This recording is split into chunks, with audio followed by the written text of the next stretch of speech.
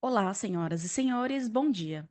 Sejam bem-vindos à videoconferência de resultados da Minerva, referente aos resultados do primeiro trimestre de 2025. Estão presentes hoje conosco o senhor Edson Ticli, diretor de Finanças e Relações com Investidores, e o senhor Martim Di Giacomo, diretor comercial internacional. Informamos que a apresentação está sendo gravada e traduzida simultaneamente. A tradução está disponível clicando no botão Interpretation. Para aqueles ouvindo a videoconferência em inglês, há a opção de silenciar o áudio original em português, clicando em Mute Original Audio. Além disso, informamos que a apresentação está disponível para download no endereço ri.minervafoods.com, na seção de apresentações. Durante a apresentação da companhia, todos os participantes estarão com o microfone desabilitado. Em seguida, daremos início à sessão de perguntas e respostas. Para fazer perguntas por áudio, clique no ícone Q&A e digite o seu nome e a companhia. Ao ser anunciado, uma solicitação para ativar o seu microfone aparecerá na tela, e então você deve ativar o seu microfone para fazer as perguntas. Perguntas em inglês devem ser enviadas apenas por escrito. Para realizar perguntas por escrito, digite a pergunta no botão Q&A. Esclarecemos que eventuais declarações que possam ser feitas durante esta videoconferência, relativas às perspectivas de negócios da Minerva, metas operacionais e financeiras, constituem-se em projeções da diretoria da companhia, que podem ou não ocorrer. Investidores devem compreender que fatores políticos, macroeconômicos e outros fatores operacionais podem afetar o futuro da companhia e conduzir a resultados que diferem materialmente daqueles expressos em tais considerações futuras. Para abrir a videoconferência de resultados do primeiro trimestre, passo a palavra para o Sr. Edson Ticli, diretor de Finanças e Relações com Investidores, que iniciará a apresentação. Por favor, Sr. Edson, o senhor pode prosseguir com a apresentação. Bom dia a todos. Obrigado por participarem da teleconferência dos resultados da Minerva para o primeiro TRI de 2025. A Minerva inicia o ano de 2025 entregando um sólido conjunto de resultados operacionais e financeiros, ratificando a consistência e a disciplina da nossa estratégia de negócios. A performance do primeiro TRI ratifica a importância da nossa estratégia de diversificação geográfica, sendo um pilar fundamental na execução operacional e comercial do nosso modelo de negócio, reduzindo assim os riscos e maximizando a nossa capacidade de arbitragem. Nesse trimestre, a nossa receita bruta foi recorde e alcançou 11,9 bilhões de reais. Entregamos também um EBITDA recorde de 963 milhões de reais, com uma margem de 8,6%. Quando a gente olha para os números dos últimos 12 meses encerrados em março, a receita bruta totalizou 40,6 bi e o EBITDA 3,5 bi, que é o maior valor alcançado por um período de 12 meses. Antes da gente começar a discussão dos resultados, eu queria apenas falar rapidamente sobre o nosso processo de integração. Nesse primeiro TRI, a gente seguiu avançando com o ramp-up dos novos ativos, buscando ampliar as fontes de sinergia, conectando o modelo operacional e comercial dos novos ativos ao nosso padrão, além de seguirmos com o alinhamento estratégico, cultural e do modelo de gestão da companhia nas novas unidades. Durante essa apresentação, a gente vai discutir um pouco mais detalhadamente a performance dos novos ativos desse início de 2025. Por fim, vale ressaltar que, em relação aos ativos-alvo no Uruguai, a companhia segue aguardando o posicionamento das autoridades locais em relação à nova estrutura que apresentamos em fevereiro de 2025 e mantemos a nossa previsão de que provavelmente teremos uma decisão até o final de julho de 2025. Ao longo dos próximos trimestres, a gente segue atualizando também quanto à evolução do processo de integração, bem como a performance desses novos ativos. Vamos falar agora da performance no primeiro TRI, passando para o slide 2. Começando pela receita bruta, que totalizou 11,9 bi no primeiro TRI e 40,6 bi no acumulado dos últimos 12 meses, marcando, e conforme eu disse anteriormente, um recorde histórico para ambos os períodos. As exportações representaram ao redor de 56% da receita bruta consolidada, tanto no trimestre como no acumulado dos últimos 12 meses. E segue como um dos principais vetores operacionais da companhia, ratificando a nossa capacidade de arbitragem e acesso aos mais variados destinos por meio da plataforma produtiva e diversificada que temos na América do Sul. Falando agora sobre rentabilidade operacional, o EBITDA do primeiro TRI também alcançou o patamar recorde de 963 milhões, com a margem atingindo 8,6%. Nos últimos 12 meses, o EBITDA totalizou 3,5 bi, também recorde para 12 meses e uma margem de 9,1%.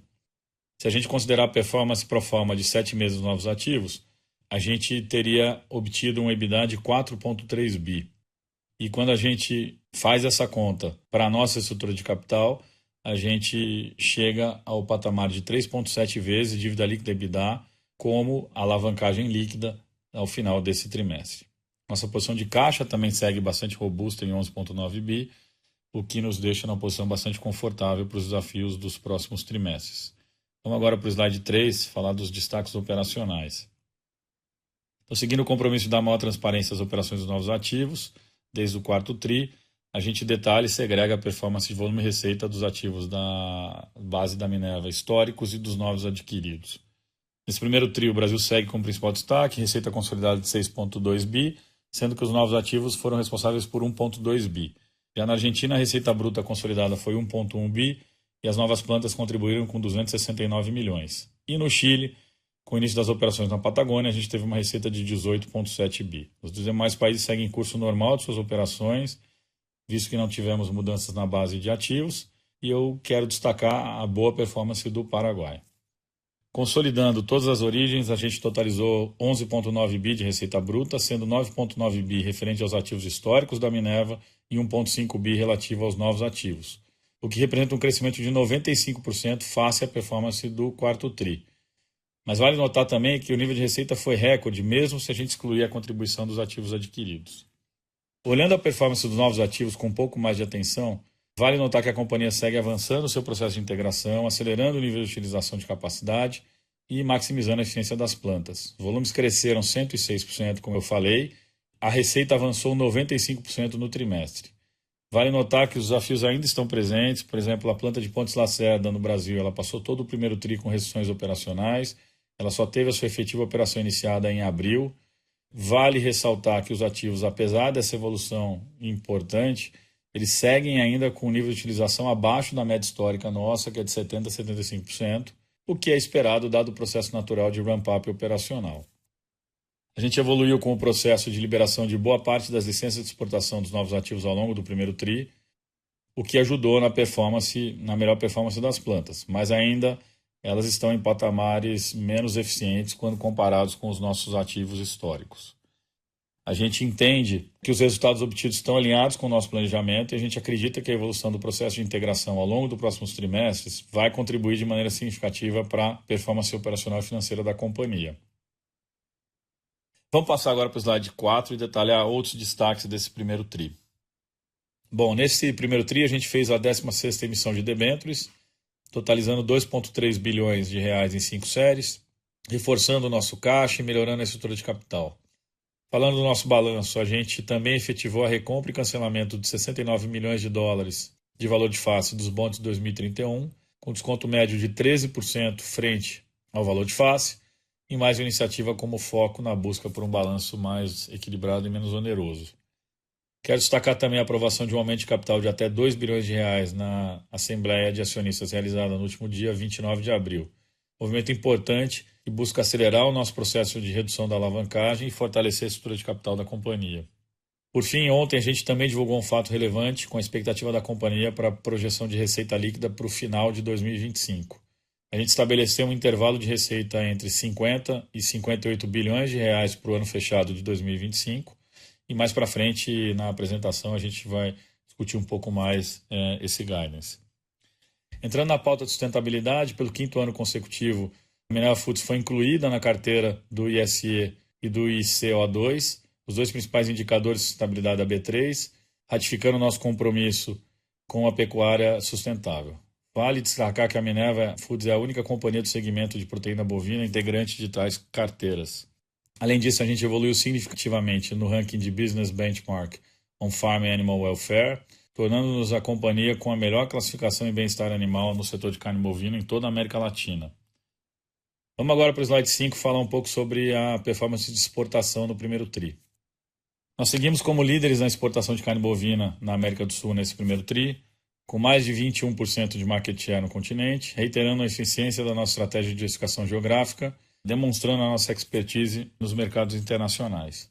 No quadrante superior do slide, a gente tem o breakdown de receita bruta por destino no primeiro TRI de 25. A região das Américas foi o principal vetor de receita, alcançando 32% de participação, destacando o Brasil com 17% e o Chile com 6%. Logo em seguida, a gente tem o NAFTA com 26% do total da receita bruta, sendo os Estados Unidos responsáveis por 23%. A terceira região mais representativa foi a Ásia, com 18%, sendo a China o principal destino, com 11% de participação.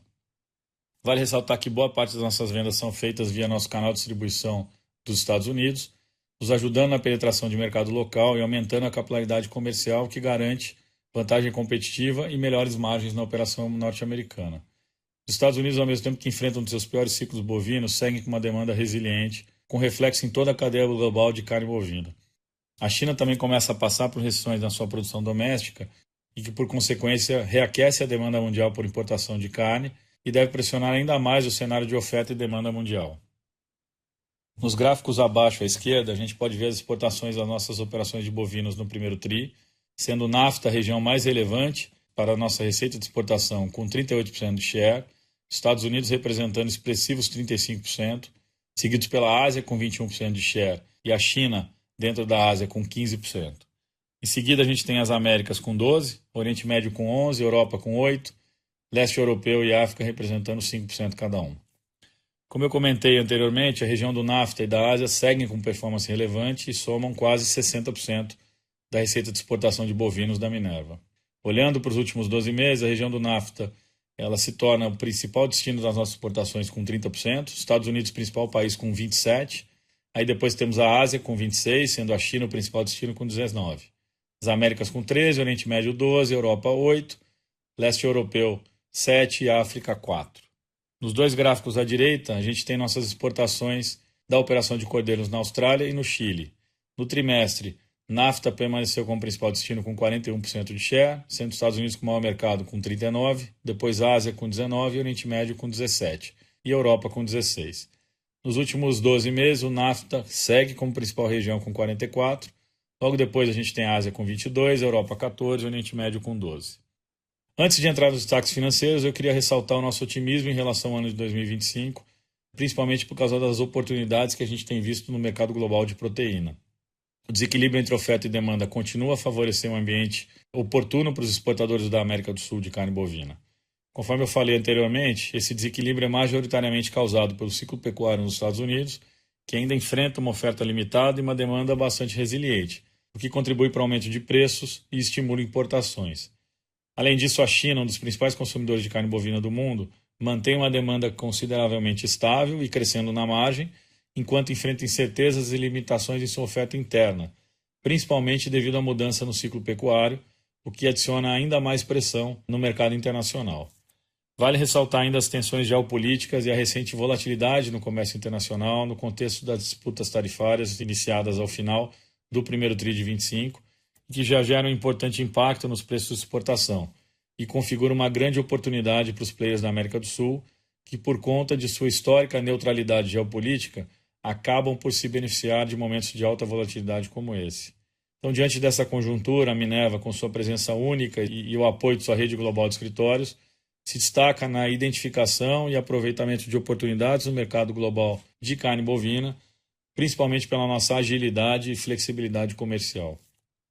Vamos agora para o slide 6 para falar mais sobre performance financeira e operacional. O mercado externo representou 61% da receita bruta no TRI e 63% no ano, excluindo a divisão outros. No breakdown por região, as exportações das operações do Brasil alcançaram 51% no TRI e 53% nos últimos 12 meses. Já nas operações Latam, ex-Brasil, as exportações representaram 72% da receita bruta no TRI e 71% nos últimos 12 meses. Com a operação de cordeiros na Austrália e no Chile, não foi diferente, exportações alcançaram 80% da receita bruta, tanto no final do primeiro TRI quanto nos últimos 12 meses. Do lado direito do slide, a gente tem a abertura da receita por origem. O Brasil segue como destaque, com 52% da receita bruta no trimestre e 48% nos últimos 12 meses. Seguido por Paraguai, com 14%.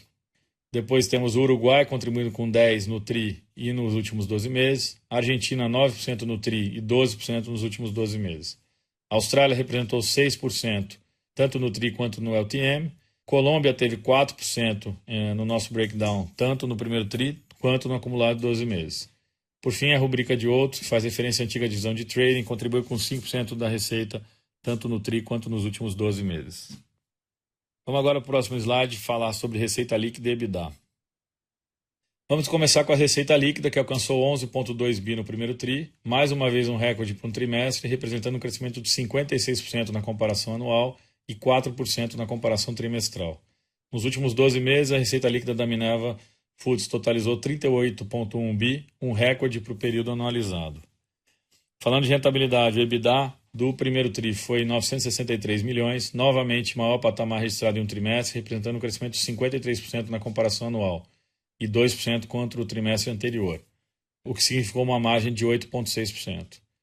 Vale lembrar da sazonalidade histórica do início de ano. O primeiro TRI é sempre o trimestre mais fraco em termos de volume, receita e rentabilidade, mas mesmo assim a companhia conseguiu entregar uma performance com receita e EBITDA recordes logo no primeiro trimestre do ano de 2025.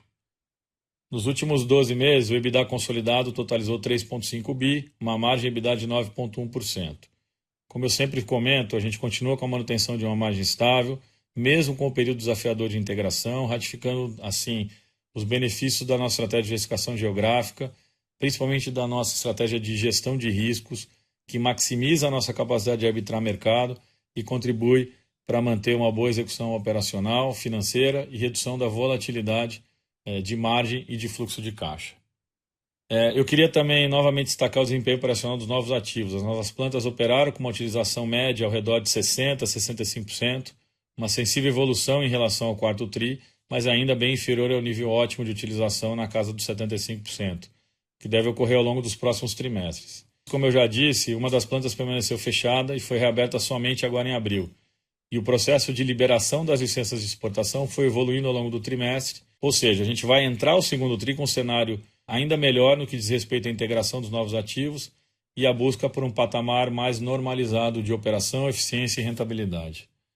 Como vocês sabem, o nosso modelo de negócios, a gente tem foco na arbitragem como ferramenta para maximizar resultados. Portanto, a gente acaba tendo uma dificuldade em avaliar a rentabilidade isolada por ativo. Mas até para facilitar a análise de vocês, num exercício gerencial, a gente pode dizer que os novos ativos acabaram performando no primeiro TRI com uma margem operacional cerca de 250 basis points inferior ao patamar consolidado, ou seja, os novos ativos estavam operando numa margem EBITDA ao redor de 6%. A tendência ao longo dos próximos trimestres, e a gente já nota essa evolução nesse início de segundo TRI, é que a gente consiga ganhar mais velocidade na produção, eficiência na operação dos novos ativos, o que obviamente vai beneficiar a curva de volume, reconhecimento de receita e rentabilidade operacional. Vamos agora para o slide 8 falar de alavancagem financeira. Nosso índice de alavancagem, medido pelo indicador dívida líquida EBITDA ajustado dos últimos 12 meses, encerrou o primeiro TRI estável em 3,7 vezes. Vale ressaltar que o EBITDA foi ajustado pelo proforma de 7 meses dos novos ativos, que totalizaram aproximadamente 788 milhões de reais. Conforme eu tenho compartilhado com vocês, desde o momento em que a gente anunciou a aquisição, esse é um efeito inicial do processo de integração, então logo a gente consiga avançar na operação dos novos ativos, acelerando o volume, nível de receita, capturando sinergias e, obviamente, maximizando receita e geração de caixa, a companhia inicia a trajetória consistente de redução da alavancagem e do nível de endividamento. Vale ressaltar aqui que, conforme eu sinalizei no início da apresentação, a gente tem um aumento de capital já aprovado recentemente em Assembleia de Acionistas, e então logo venha a ser concluído, vai contribuir ainda mais para esse processo de melhoria da estrutura de capital já no final do primeiro semestre desse ano. Vamos agora para o próximo slide falar de resultado líquido e fluxo de caixa operacional. A gente teve um resultado líquido positivo de 185 milhões de reais no trimestre, revertendo o prejuízo do trimestre anterior. No acumulado dos últimos 12 meses, a companhia registrou um resultado líquido negativo de 1,2 bi, especialmente impactado pela variação cambial não caixa do último trimestre de 2024. Olhando agora o lado direito do slide, a gente vê o fluxo de caixa operacional no trimestre, ele foi positivo em 48 milhões, acumulado nos últimos 12 meses totalizou cerca de 5,2 bi em caixa operacional. Esse caixa operacional de 48 milhões nesse trimestre foi impactado principalmente pelo capital de giro, rubrica de estoques, que a gente vai discutir mais à frente. Vamos agora no slide 10 falar de geração de caixa livre. Então, fazendo o build-up do fluxo de caixa nesse TRI, a gente parte de um EBITDA de 963 milhões, capital de giro que consumiu 145 no trimestre, influenciado principalmente pelos estoques por conta da maior exposição aos Estados Unidos. A gente fez um movimento tático de aumento dos estoques nos Estados Unidos no mês de janeiro, para se aproveitar da cota. Você tem a cota, ela acaba sendo totalmente preenchida durante o mês de janeiro. É uma cota em que você faz exportação sem pagar tarifa de importação.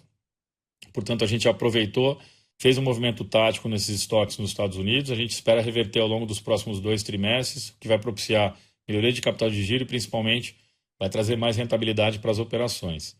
Continuando no build-up, a gente tem do CAPEX de aproximadamente 230 milhões, que foi concentrado em investimentos de manutenção e alguma expansão orgânica das operações. O resultado financeiro base caixa foi negativo em 640 milhões, com o impacto caixa dos derivativos consumindo 459 milhões. Desse modo, a gente chega a um fluxo de caixa livre negativo de aproximadamente 514 milhões no primeiro TRI, especialmente impactado pelo atual nível de endividamento da companhia.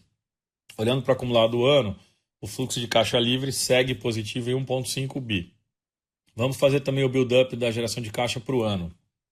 A gente inicia com um EBITDA de 3,5 bi, um CAPEX de 803 milhões, depois a gente tem a liberação de capital de giro de cerca de 470 milhões e o resultado financeiro base caixa negativo em aproximadamente 1,6 bi. Fazendo a somatória das variáveis, a gente chega a um fluxo de caixa livre positivo de 1,5 bi nos últimos 12 meses. Vocês podem reparar que a companhia tem sido bastante consistente na performance de geração de caixa livre e desde 2018 já são mais de 8,4 bilhões em caixa livre gerados pela companhia. Vamos agora para o slide 11 para falar do bridge da dívida líquida. Então, ao final do trimestre anterior, a dívida totalizava 15,6 bi.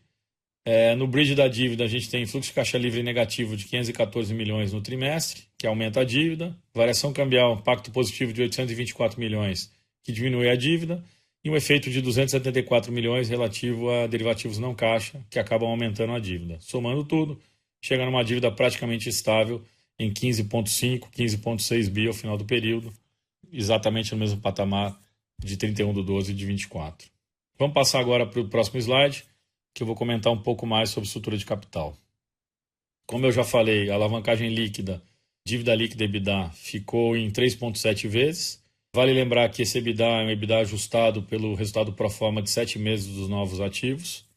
Seguindo a nossa gestão conservadora de caixa, a gente finalizou o primeiro TRI no patamar confortável de cerca de 11,9 bilhões no caixa e um duration de dívida de aproximadamente 4,2 anos, com cerca de 89% do nosso endividamento no longo prazo, como vocês podem ver no fluxo de amortização na parte inferior do slide.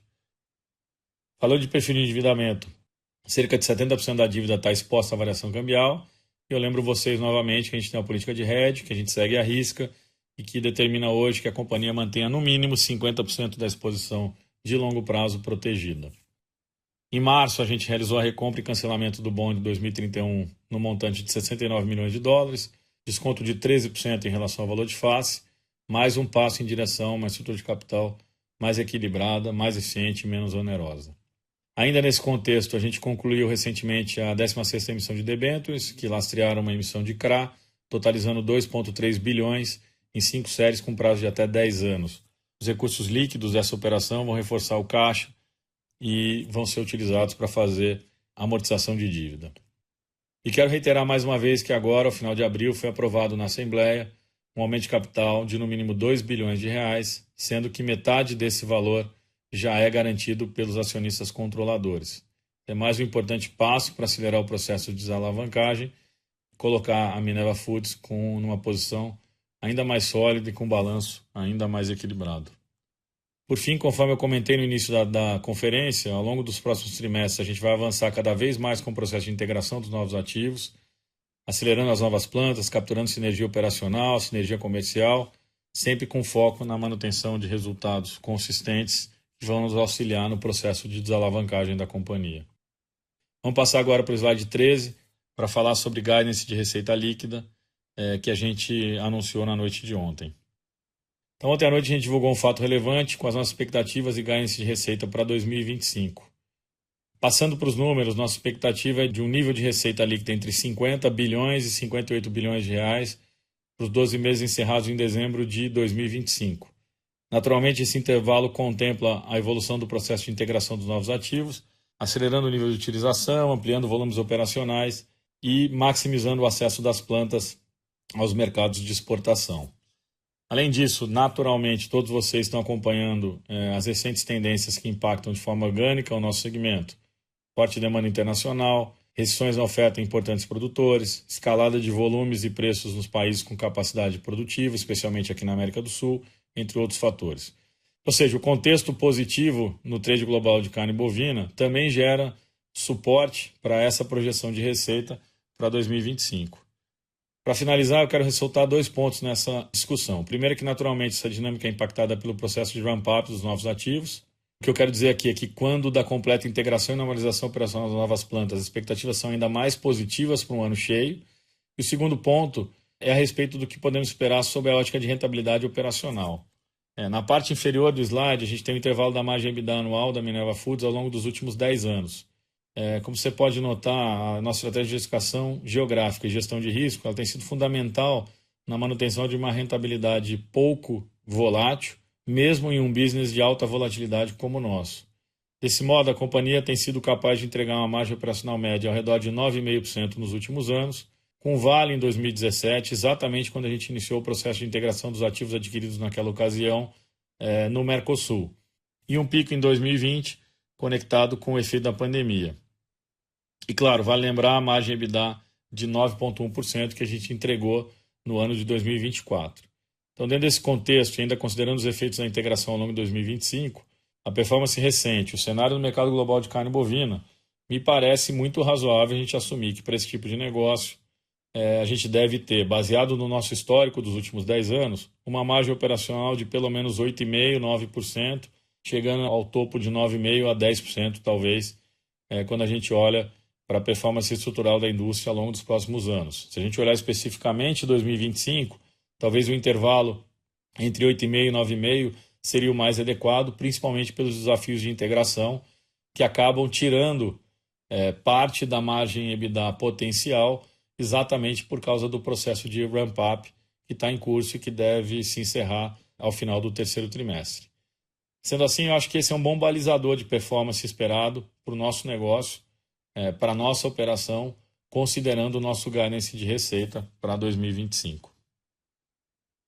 Bom, para encerrar agora, eu quero aproveitar e agradecer ao time da Minerva Foods por todo o esforço e dedicação nesse longo processo de integração, todo mundo mantendo foco, todo mundo alinhado com o nosso modelo de gestão.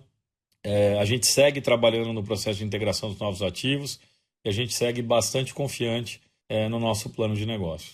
Agora eu vou devolver a palavra para o operador para a gente iniciar a sessão de perguntas e respostas. Muito obrigado. Obrigada. Iniciaremos agora a sessão de perguntas e respostas. Lembrando que para fazer perguntas por áudio, clique no ícone Q&A e digite o seu nome e a companhia. Ao ser anunciado, uma solicitação para ativar o seu microfone aparecerá na tela, e então você deve ativar o seu microfone para fazer perguntas. A primeira pergunta vem de Gustavo Troiano, do Itaú BBA. Gustavo, pode prosseguir. Bom dia, pessoal. Obrigado por pegar minhas perguntas. E as discussões que eu queria trazer aqui, Edinho, são mais dentro do contexto do guidance que vocês publicaram. É um guidance bastante amplo, né? Você já trouxe um pouco de granularidade aqui das premissas implícitas das pontas, mas se a gente pudesse explorar um pouco as premissas de utilização de capacidade, né, das plantas adquiridas, né? No limite, tentar entender um pouco do qual que é a utilização de capacidade hoje e o quanto vocês pretendem chegar no final do ano para a gente imaginar como é que isso conversa, né, com as diferentes pontas do guidance aqui, do ponto de vista de utilização de capacidade dos novos ativos. E a segunda pergunta, também relacionada ao guidance e aos novos ativos, mas olhando mais para a premissa de preço, né, que a gente percebe nos novos ativos, parece um pouco menos eficiente, né, o preço médio dos novos ativos comparado com os ativos históricos. Eu imagino que seja pela alocação das vendas, talvez mais para o mercado doméstico ou por ter menos habilitação. Mas se pudesse explorar um pouco com a gente também, como é que a gente deve imaginar essa performance de preço médio dos ativos adquiridos ao longo do ano e como é que isso conversa, né, com a margem de 6% que vocês estão fazendo hoje para uma margem esperada para o final do ano também nesse contexto, né, da alocação das vendas. Obrigado.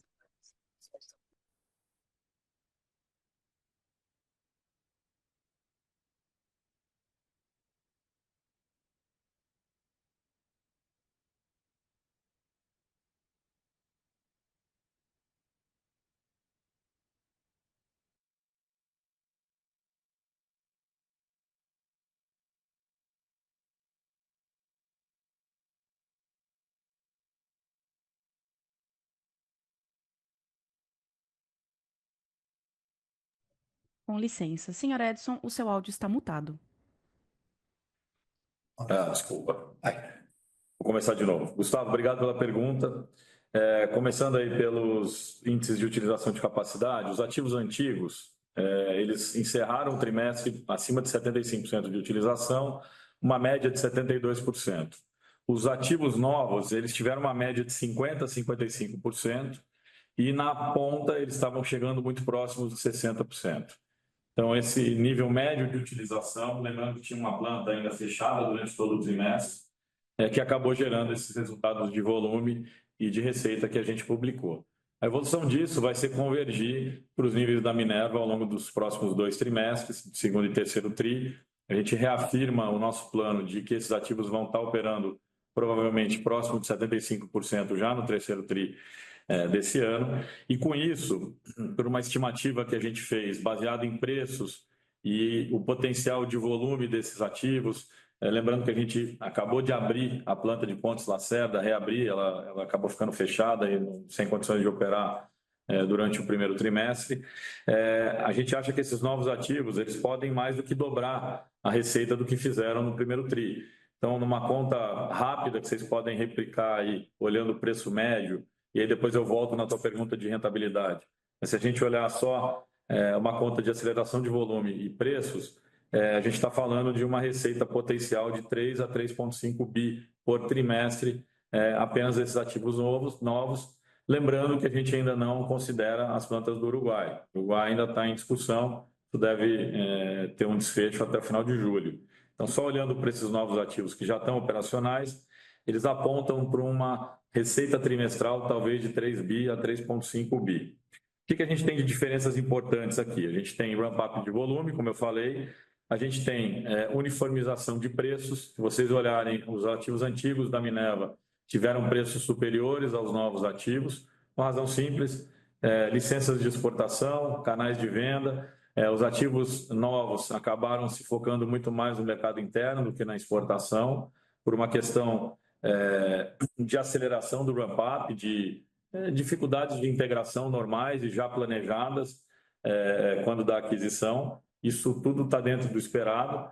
Nesse segundo trimestre, a gente já tem um grau de liberdade muito maior nas vendas desses novos ativos e, portanto, esse gap de preço deve diminuir bastante. De novo, a gente espera que até o terceiro tri, não só em termos de utilização de capacidade, como de pricing, essas coisas já estejam todas uniformizadas.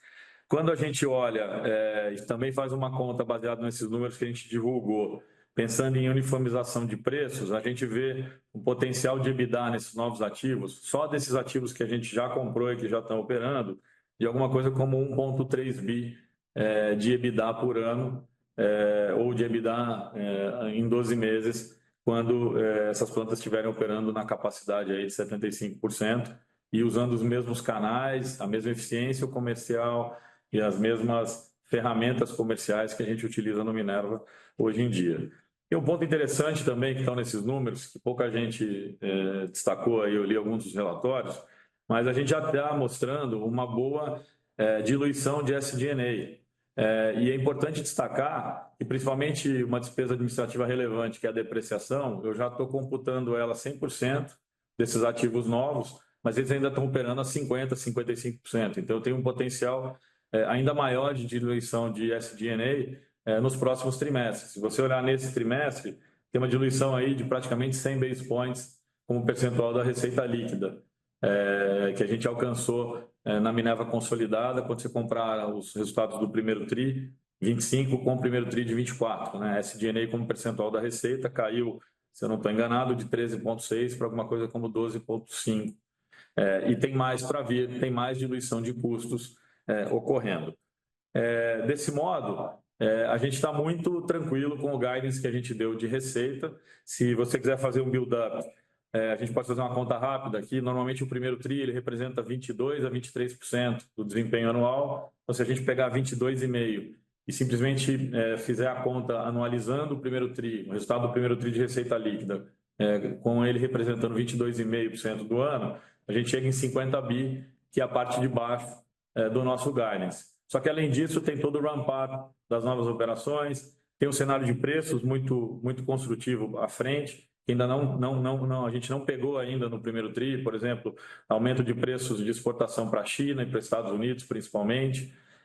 O câmbio está praticamente no mesmo nível do câmbio médio do primeiro TRI, portanto, você vai ter um efeito líquido de aumento de preços que impacta a receita e acaba impactando o EBITDA também. Então, isso tudo para fazer o build-up e dizer para vocês que o 50 bi, que é o ponto baixo do nosso range, ele é extremamente conservador se a gente levar em consideração todos esses fatores que vão ocorrer ao longo dos próximos 2 trimestres. Obrigado, Edson, super claro.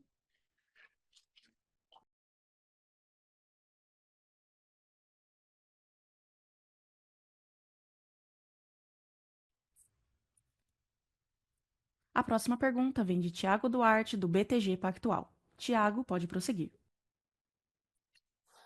Bom dia, Edson, bom dia a todos. Prazer falar com vocês. Deixa eu voltar exatamente nesse teu build-up da evolução das receitas das novas plantas, Edson, só para eu entender. Você está falando, eu queria até focar no volume, porque a questão do preço é de convergência com as plantas antigas, como você falou. Só para eu entender, que eu não sei se eu peguei os números certinhos. Você falou de uma utilização média de capacidade no primeiro trimestre da ordem de 50%, se eu bem entendi, podendo chegar a 75% ou próximo a isso, quando elas estiverem plenamente utilizadas, que seria mais ou menos o que vocês têm na média, 70 alto, né, na média das outras plantas. Então, a gente está falando de volume de um ganho da ordem de 50%, né, 75 contra 50. Está correto esse raciocínio? Só para eu entender essa parte.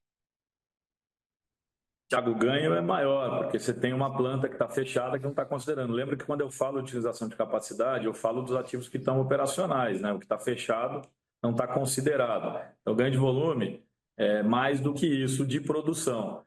Talvez o que vocês devam estar se confundindo um pouco é o seguinte: a gente teve um acréscimo bastante importante de estoques nesse trimestre. Então, o volume de vendas ficou bem abaixo do volume produzido.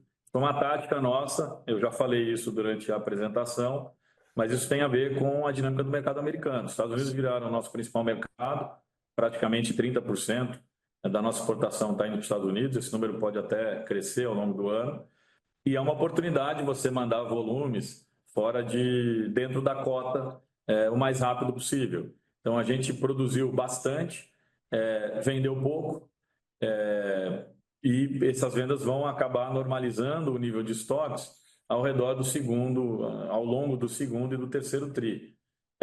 Então, eu acho que tem esse componente também na conta, que eu não sei se você está levando em consideração. Não, tá perfeito, faz todo sentido. Quer dizer, esses quase 415 mil toneladas de venda dos novos ativos no trimestre não conversam com em torno de 50% de utilização de capacidade. Esse é o teu ponto, né? Exato, exatamente, porque você teve formação de estoque. Perfeito, não, está super claro esse ponto. Aí a segunda pergunta é sobre gestão de capital de giro. Tem duas linhas, né, que vocês sempre fizeram um uso super ativo e está tudo bem, mas tem duas linhas que dos últimos 2 trimestres ganharam corpo, quando a gente olha em termos de percentual de receita, percentual do lucro, que é tanto a linha de convênios na tua conta de fornecedores, como a linha de outras contas a pagar. A linha de convênios cresceu nesse trimestre em relação ao que você tinha em 31 de dezembro, a linha de contas contas a pagar está com o percentual da receita, como dias de receita, está muito parecida com o quarto trimestre.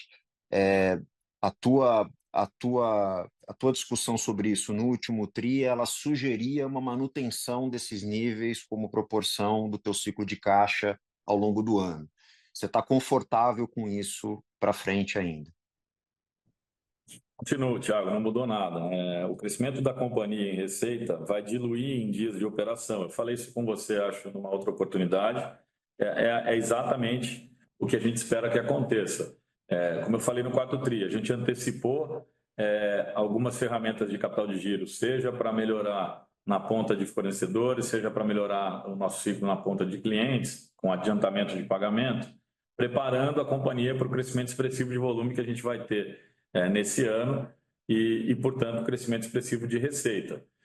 Como a gente antecipou, o impacto acaba sendo maior nos primeiros trimestres, quando você está rampando a operação, mas ele acaba se diluindo. Então, se a gente olhar esses mesmos números, provavelmente no quarto TRI, o número financeiro vai ser o mesmo que está no balanço, ele pode ter alguma variação em função do dólar, sabe que uma parte dessa conta ela é dolarizada, uma parte importante dessa conta, que é a conta de adiantamento de clientes, ela é quase 100% dela dolarizada, portanto, se o câmbio aprecia ou deprecia, acaba tendo uma variação importante nessa conta que não tem nada a ver com o ciclo comercial da companhia, simplesmente translation da moeda.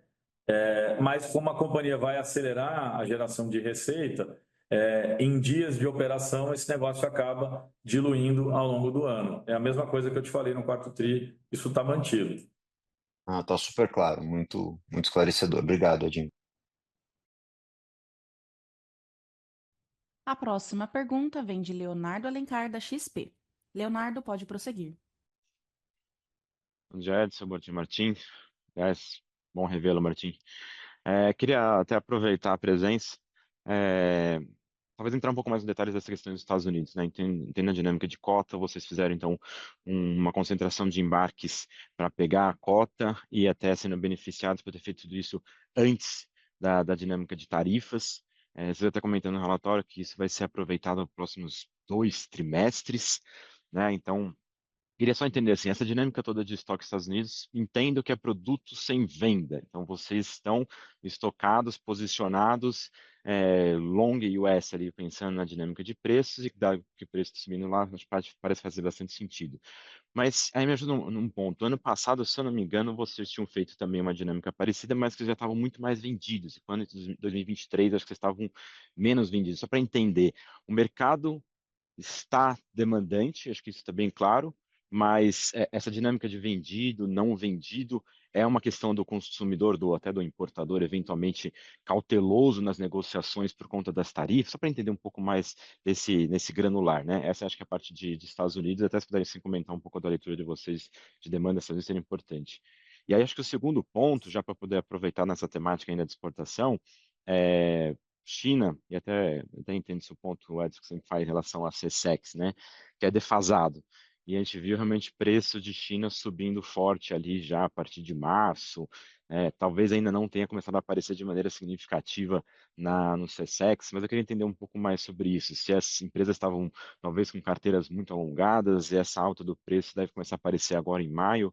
Se essa demanda China, vocês acham que foi algo como talvez uma antecipação, um posicionamento da China versus questões de tarifas novamente, ou é uma demanda que realmente está se sustentando pós esfriar um pouco essa preocupação? E até aproveitando, já que a gente está falando de exportação, Europa, a gente tem escutado falar que a Europa está realmente bem demandada, então se pudessem tocar um pouco nesses 3 mercados, tanto Estados Unidos quanto China quanto a Europa, eu agradeço. Léo, o Martim vai responder a pergunta dos Estados Unidos e depois eu comento um pouco de China. Bueno, buen día. Sí, Leo, este año, como lo comentaste, tuvimos un movimiento táctico para anticipar los stocks en USA con el tema de la cuota. Con eso alcanzamos más del 40% de la cuota, la logramos realizar nosotros y colocar a partir de 2 de enero. La cuota se terminó allá para el 15 de enero, se había agotado. Y nosotros logramos performar casi el 45% de ese volumen. El mercado está muy fuerte, está muy demandado. Luego volvimos a incrementar ese movimiento táctico para el mes de marzo, ahora ya no por la gestión de la cuota en sí, sino por el tema de las tarifas, con lo cual tuvimos otro acierto ahí en movimentar stocks para aprovechar este 10% que vino en definitiva, con lo cual tuvimos un primer trimestre de posicionamiento de stock fuerte en USA para un mercado que tiene una demanda muy fuerte de volumen y precio. Tomamos un poco más de riesgo en la venta. El año pasado estuvimos bastante vendidos en lo que llevábamos, pero este año el escenario era mucho más claro de aumento de precios por el faltante de oferta propia y la suba de precios que creemos que va a continuar. Tomamos un poquito más de riesgo en estar menos vendidos, por supuesto, porque vimos que esto iba a suceder. Este movimiento está sucediendo, así que vamos acompañando la suba de los precios en el mercado americano que creemos que en los próximos 2 trimestres se va a manifestar aún más fuerte. Así que hicimos mucho más volumen, tomamos un poquito más de riesgo porque estábamos seguros de lo que iba a suceder en términos de precio y eso es lo que está pasando por estos días, ¿no? China, ahora voy a explicar Edison, pero también es un reflejo de lo que viene sucediendo en USA, ¿no? A China, além da demanda aquecida, a China, primeiro movimento foi parar a importação dos Estados Unidos, são 200 mil toneladas, é bastante relevante e isso vai ter que ser coberto por outros países, principalmente a gente vê uma oportunidade para países da América do Sul. E 2, ciclo de gado na China virou muito forte o ano passado, tem uma redução de oferta interna, uma demanda estável ou até crescendo na margem esse ano, uma redução grande de oferta, seja por causa do ciclo pecuário, seja porque reduziu ou vai zerar as importações dos Estados Unidos. A dinâmica de China ela é muito positiva também, os preços que a gente tem visto ainda não bateram no CSEX. Se me perguntou das outras companhias, realmente eu não consigo te dizer. O que a gente sabe é que os estoques na China também estavam muito baixos, a gente acompanha esse índice no nosso BI e há tempos a gente não via estoques tão baixos, então acho que foi uma junção de fatores aí. A história do Trump trazer de volta o trade war pegou no setor bovino, de carne bovina, a China muito desestocada. Então, isso proporcionou um ambiente muito pujante e muito construtivo de demanda para volumes que acabou se refletindo em preços. Então, tem mais aumentos para vir do que você viu até agora nos dados do CSEX. Ótimo. E só para concluir, então vocês estão bem menos short, vamos pensar em US, talvez até long posição em US e talvez reduzindo a posição short em China também. E Europa, só para poder finalizar aí dessa leitura, onde conecta? Veo China sí, el stock to use en China lo vemos abajo de 60 días, está en 50, son niveles prepandemia, 2019, la última vez que China estaba con un stock tan bajo. Lo vas a ir viendo reflejado en los números, sobre todo en el mes de mayo. En el inicio de marzo los valores todavía eran casi de cierre. Hubo, como dijo Edison, una liquidación muy grande de stock propia en China para el año nuevo chino. Eso causó esa estabilidad de mercado hasta febrero, pero a partir de marzo comenzó una escalada de precios significativa en China. Todos teníamos alguna posición de semana tomada, pero ya en mayo vas a ver el impacto, la segunda quincena de abril y en mayo el impacto bien fuerte.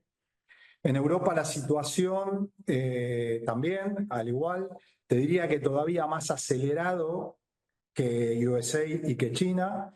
El ganado ha subido, viene subiendo constantemente en las últimas semanas.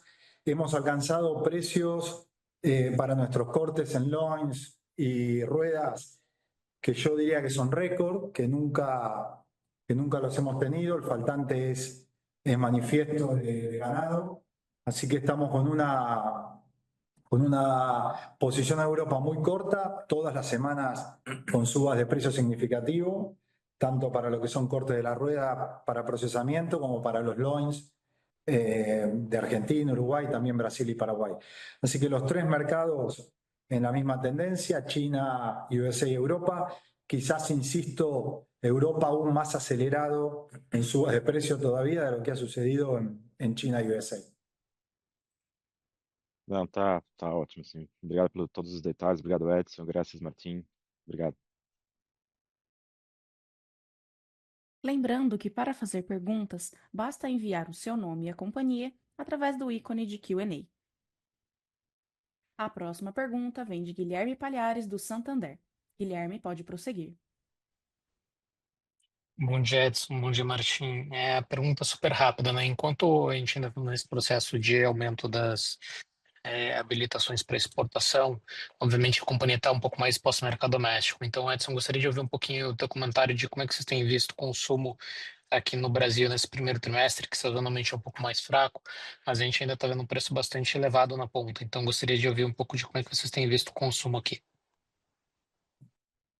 Olha, você sabe que sazonalmente o primeiro tri é sempre mais fraco, mas o que a gente tem visto é que esse ano, por exemplo, a fraqueza esperada ela acabou sendo menor do que o normal e é por isso que você teve uma queda de preços menor e você teve, portanto, volumes até mais expressivos de mercado interno. Acho que o efeito dos aumentos de juros não pegaram ainda no consumo de bens não duráveis, devem começar a pegar agora a partir do segundo, terceiro tri.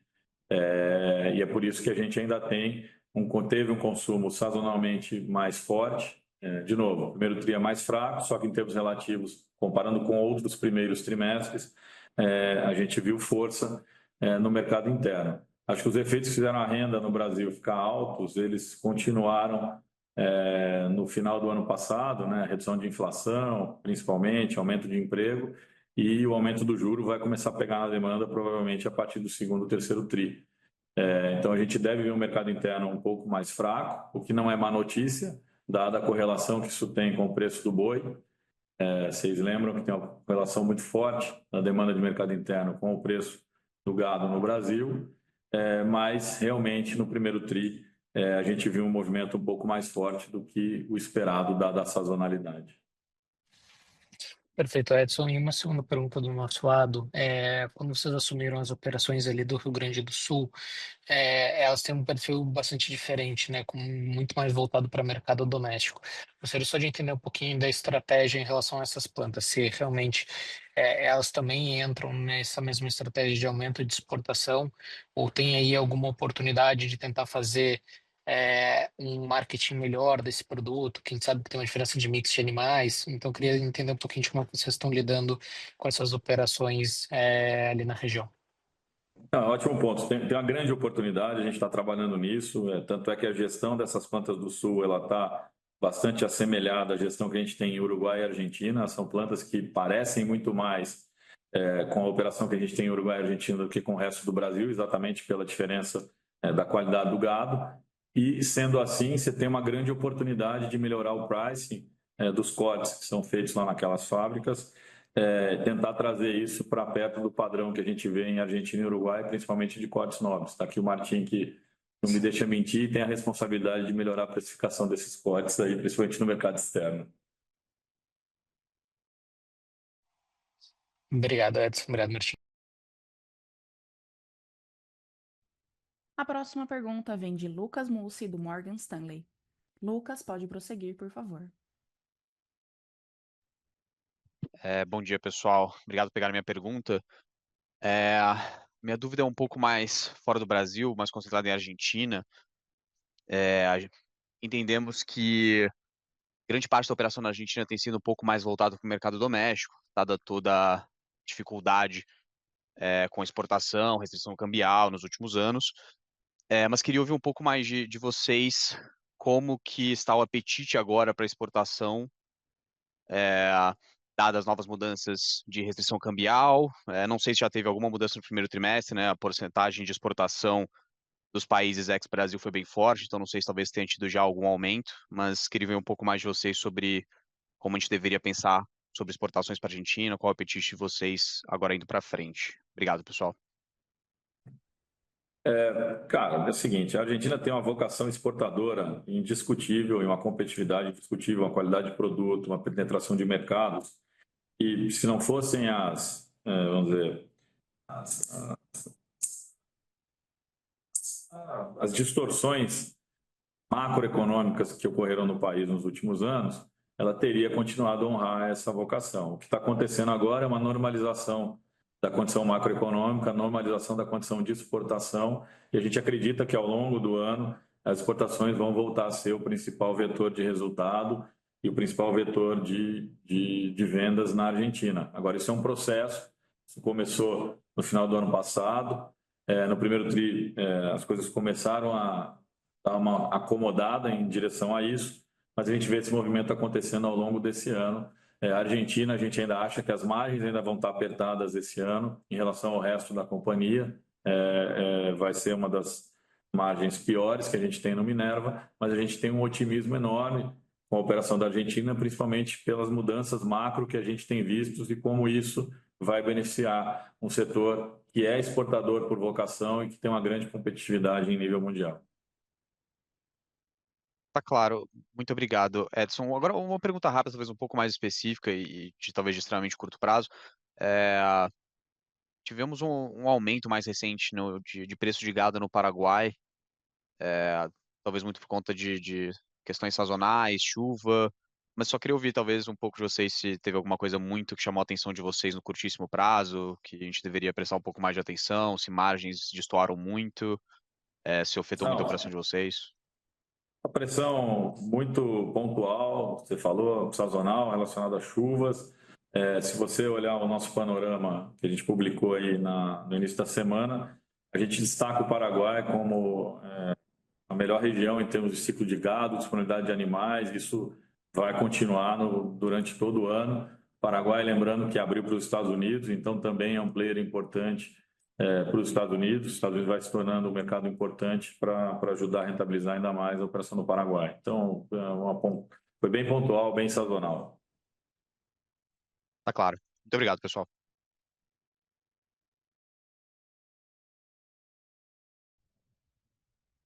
Neste momento, retorno a palavra para o Sr. Edson para responder as perguntas recebidas via texto.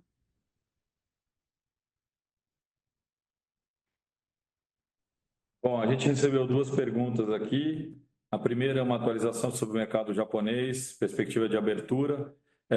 Como eu falei no call do quarto TRI, a gente acha que agora há uma chance real do Japão abrir para o Brasil, para a exportação de carne bovina do Brasil.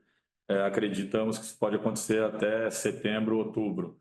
Tem um processo lá de algumas etapas, uma das etapas que estava parada, essa etapa acabou andando mais recentemente com as visitas e as negociações entre os governos. A gente acredita que esse processo vai andar e provavelmente até setembro, outubro, a gente vai ter boas notícias e provavelmente o Brasil vai estar aprovado para exportar. Argentina também.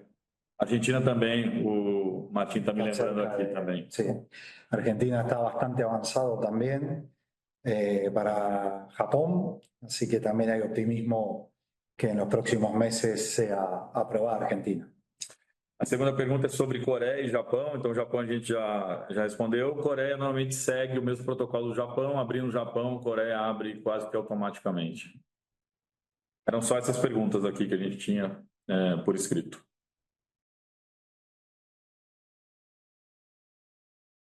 Encerramos neste momento a sessão de perguntas e respostas. Gostaria de passar a palavra ao Sr. Edson para as considerações finais. Eu queria agradecer todo o time da Minerva de novo. Esse processo de aquisição e agora integração tem sido um processo bastante longo, que teve muito atraso, muitas idas e vindas, mas uma coisa que a gente nunca perdeu foi o comprometimento e o foco da nossa equipe em construir sempre uma empresa melhor, mais eficiente e que tenha a capacidade de gerar mais valor para todo mundo. Então, um agradecimento especial a todos os colaboradores. A gente continua à disposição para qualquer dúvida adicional que vocês tenham e continuamos com o compromisso de gerar valor, desalavancar o balanço da companhia e voltar a pagar dividendos importantes como a gente fez no último ciclo de crescimento e desalavancagem. Muito obrigado a todos. A videoconferência de resultados da Minerva está encerrada. Em caso de dúvidas, enviar a sua pergunta para o time de relações com investidores através do e-mail ri@minervafoods.com. Agradecemos a participação de todos e tenham um bom dia.